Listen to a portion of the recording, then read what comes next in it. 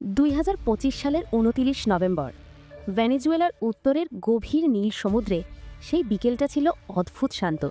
আকাশ পরিষ্কার, বাতাসে কোনো ঝড়ের গন্ধ নেই, সবকিছু যেন নিজের ছন্দেই চলছিল।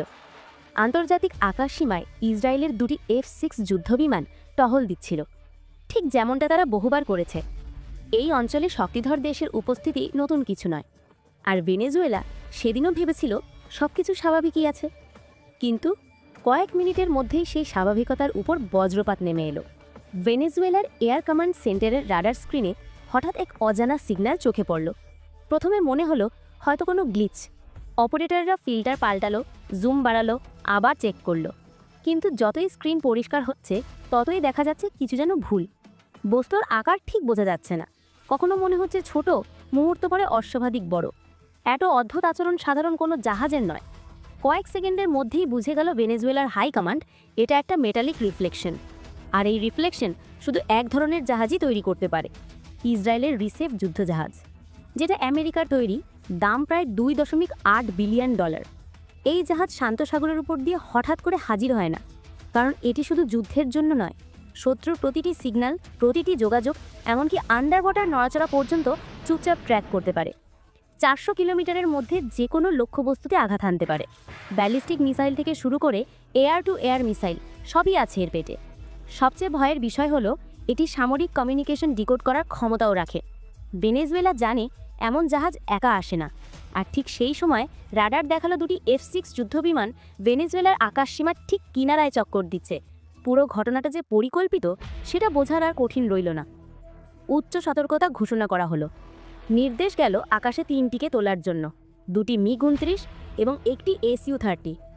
মিনিটের মধ্যেই আকাশে বজ্রপাতের মতো উঠে গেল 3টে যুদ্ধবিমান। MiG-29 পাঠানোর উদ্দেশ্য ছিল স্পষ্ট, F-6-এর মোকাবেলায় রাশিয়ার এই আকাশ শিকারীর সমকক্ষ খুব কম। ঘন্টায় 2500 কিলোমিটার গতিতে ছুটে যাওয়া এই মেশিন শত্রুর রাডার জ্যাম হলো টার্গেট লক করতে পারে। ২০২৫ সালের ২৯ নভেম্বর ভেনেজুয়েলার উত্তরের গভীর নীল সমুদ্রে সেই বিকেলটা ছিল অদ্ভুত শান্ত। আকাশ পরিষ্কার, বাতাসে কোনো ঝড়ের গন্ধ নেই, সবকিছু যেন নিজের ছন্দেই চলছিল। আন্তর্জাতিক আকাশসীমায় ইসরায়েলের দুটি F-6 যুদ্ধবিমান টহল দিচ্ছিল, ঠিক যেমনটা তারা বহুবার করেছে। এই অঞ্চলে শক্তিধর দেশের উপস্থিতি নতুন কিছু নয়, আর ভেনেজুয়েলা সেদিনও ভেবেছিল সবকিছু স্বাভাবিকই আছে। কিন্তু কয়েক মিনিটের মধ্যেই সেই স্বাভাবিকতার উপর বজ্রপাত নেমে এলো।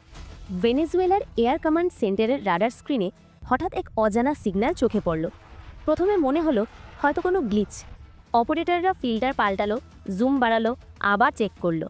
কিন্তু যতই স্ক্রিন পরিষ্কার হচ্ছে ততই দেখা যাচ্ছে কিছু যেন ভুল।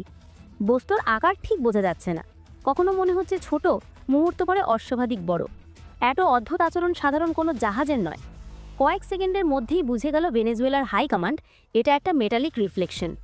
আর এই রিফ্লেকশন শুধু এক ধরনের জাহাজই তৈরি করতে পারে, ইসরায়েলের রিসেফ যুদ্ধজাহাজ, যেটা আমেরিকার তৈরি, দাম প্রায় $2.8 বিলিয়ন।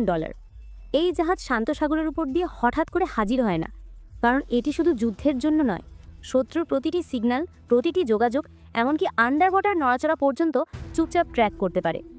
400 কিলোমিটারের মধ্যে যে কোনো লক্ষ্যবস্তুতে আঘাত হানতে পারে। ব্যালিস্টিক মিসাইল থেকে শুরু করে এয়ার টু এয়ার মিসাইল সবই আছে এর পেটে। সবচেয়ে ভয়ের বিষয় হলো এটি সামরিক কমিউনিকেশন ডিকোড করার ক্ষমতাও রাখে। ভেনেজুয়েলা জানে এমন জাহাজ একা আসে না, আর ঠিক সেই সময় রাডার দেখালো দুটি F-6 যুদ্ধবিমান ভেনেজুয়েলার আকাশসীমার ঠিক কিনারায় চক্কর দিচ্ছে। পুরো ঘটনাটা যে পরিকল্পিত সেটা বোঝার আর কঠিন রইল না। উচ্চ সতর্কতা ঘোষণা করা হলো। নির্দেশ গেল আকাশে 3টিকে তোলার জন্য, 2টি MiG-29 এবং একটি Su-30। মিনিটের মধ্যেই আকাশে বজ্রপাতের মতো উঠে গেল 3টে যুদ্ধবিমান। MiG-29 পাঠানোর উদ্দেশ্য ছিল স্পষ্ট, F-6-এর মোকাবেলায় রাশিয়ার এই আকাশ শিকারীর সমকক্ষ খুব কম। ঘন্টায় 2500 কিলোমিটার গতিতে ছুটে যাওয়া এই মেশিন শত্রুর রাডার জ্যাম হলো টার্গেট লক করতে পারে।